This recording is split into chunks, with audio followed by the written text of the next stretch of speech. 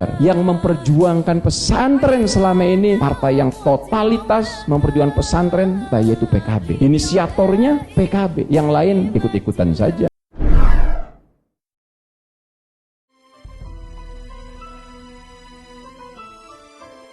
Maka ketika saya dibilang sama Pak Dahlan, Pak Kiai, saya pengen wawancara. Boleh, terkait apa Pak Dahlan wawancaranya? Kiai, Pak Kiai kan ini bela total partai PKB. Wali santri kan banyak yang tidak ber-PKB juga. Saya jawab, Pak Dahlan, saya ikhlas. Saya serahkan kepada Allah apapun resikonya. Boleh saja pesantren ini terpengaruh. Boleh saja wali santri ada yang menarik santri dari pesantren. Yang penting buat saya, PKB harus menang di pemilu. Paling tidak 3 besar. Kenapa? Karena PKB adalah alat politik warga NU yang harus diperjuangkan, di mana kemenangannya akan berdampak kepada seluruh pesantren di Indonesia dan berdampak kepada seluruh warga Nahdien. Itu lebih penting dari pondok pesantren Bina Insan Mulia ini. Saya siap resikonya apapun, karena kami pesantren tidak mampu untuk memberikan pengaruh lebih dahsyat, lebih hebat ketimbang PKB. Mau ditolak, mau di apapun juga, kenyataannya PKB adalah kekuatan politik NU. Dan saya bilang, siapapun yang akan menggembosi PKB, maka akan saya lawan. Kita ngomongin Indonesia, kita ngomongin warga Nahdien. PKB lebih penting dari Bina Insan Mulia. PKB lebih penting dari pesantren ini. Dampak pesantren Bima ini kan paling untuk santri Bima saja, tapi dampak PKB dampak untuk Indonesia, khususnya untuk kalangan Nahdien dan kalangan santri. Dan saya kira tidak perlu para kiai, para asatidz takut untuk menyuarakan PKB sebagai partai santri. PKB harus dibela. Kenapa? Karena sesungguhnya ya, saya ini dukung PKB totalitas, nulis terus-terusan dari dulu. Apakah ngaruh pesantren Bima? Enggak, kita sudah inden sekarang malah. Kenapa saya harus berjuang melalui PKB? Karena